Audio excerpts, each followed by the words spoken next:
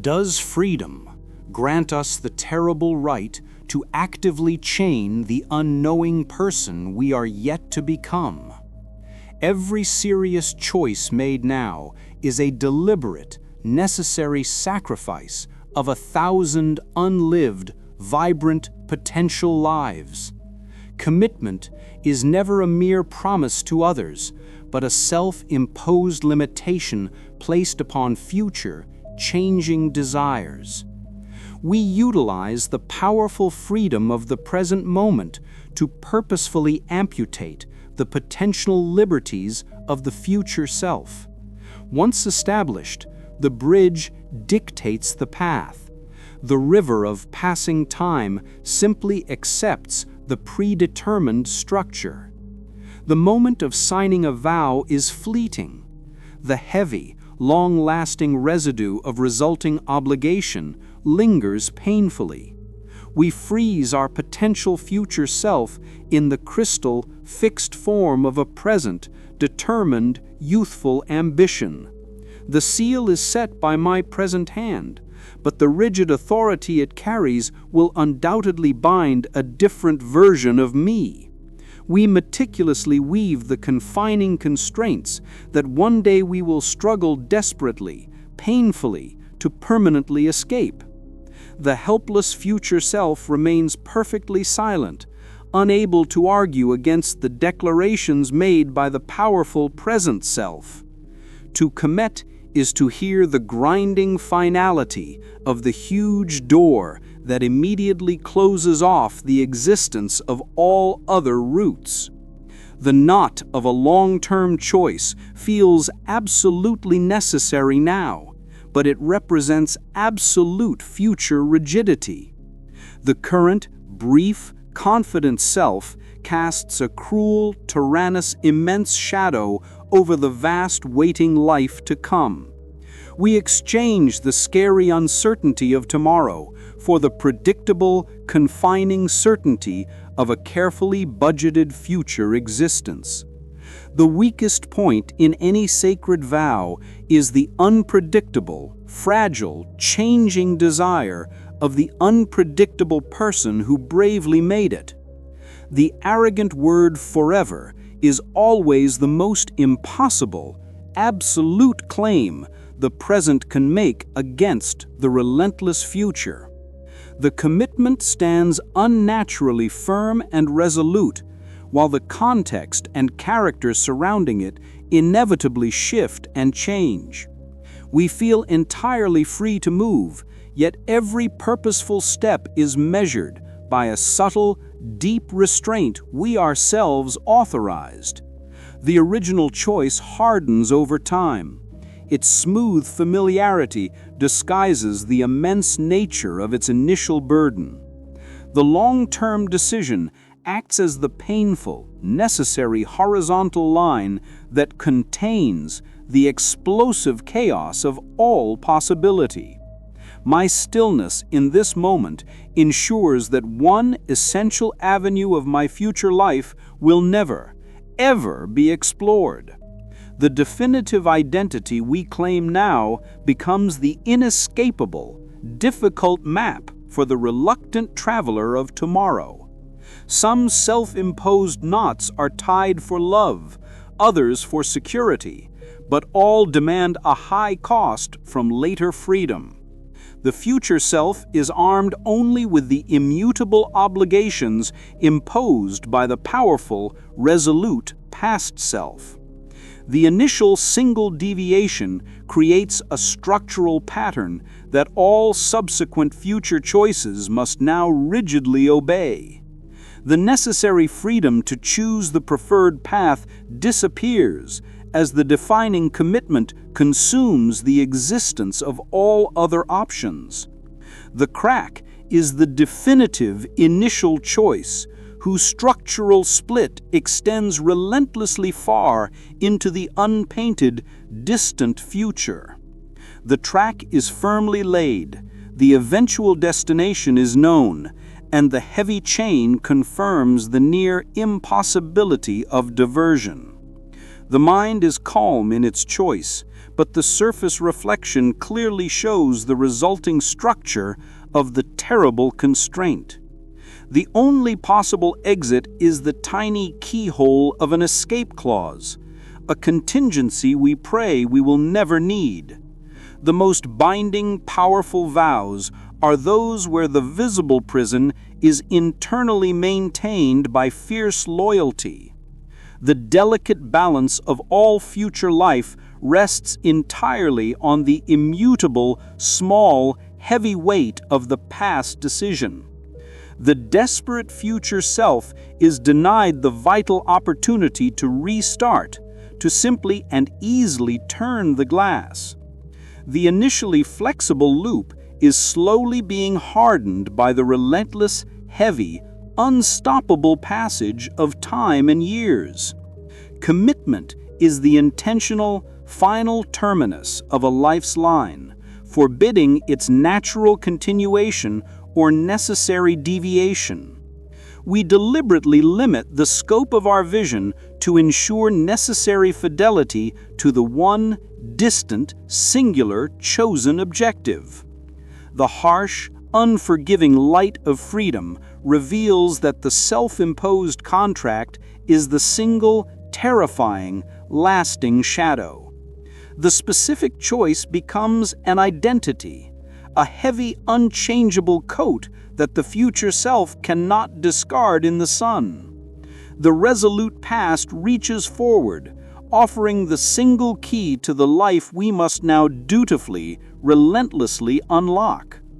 The core decision is that unyielding diamond, perfectly faceted, immensely heavy, and absolutely structurally unyielding. The fleeting excitement of the choice is gone. Only the permanent, dark sediment of responsibility remains embedded deep. The attempt to shift or grow is met by the immovable, calcified, oppressive foundation of the oath that was taken. The pressure to change is intense and constant, but the structural integrity is held fast by the original decree. We seal off the necessary escape route ourselves, lest the weak future self choose the simpler, easier path. The commitment we defend now will inevitably leave the visible, lasting, painful scars of personal limitation later. To bravely break a tie of this immense gravity dulls the ethical capacity of the very instrument of choice itself. The desire for radical, painful change is the sudden lightning that momentarily threatens the fragile stability of the long-held choice. The definitive line of long commitment begins to yield under the intense pressure of the unacknowledged, stifled future self. The enforced commitment is outwardly silent, but the inner friction of resistance is quietly and persistently burning the self. The disappointed future self arrives, a critical shadow, judging the youthful, careless decisions of the room's original architect. New, vital desire is the fragile green shoot, testing the necessary rigidity of the self-built, imposing stone structure. The painful attempt to revoke a deep decision leaves a difficult, visible, clearly unsettling mark on the total landscape of identity. The core of self-betrayal is the intense, destructive, white-hot heat born from unfulfilled, postponed vital passion. Do I follow the broken, uncertain sequence, or do I shatter the remaining stones of my covenant into dust? The self committed to the text is completely gone, replaced by a stranger who suddenly demands a wholly new reflection. The work of life has finally been done, but the initial branded mark of the youth's vow remains permanently etched. The clear space of pure freedom is reached only after the original committing vessel is definitively and completely lost. The present self stands motionless, yet the shadow of its future reveals the agonizing division of loyalty and will. The successful severing is accomplished, but the resulting gap is filled with the high-voltage, sharp pain of deep regret.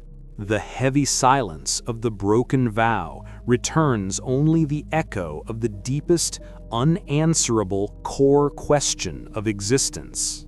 The fragility of the choice-holding vessel is revealed when all options to unlock it are violently destroyed.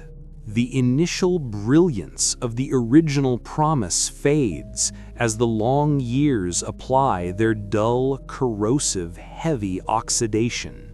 To erase a deep, foundational, self-made choice demands the painful, necessary wounding of the acting present self.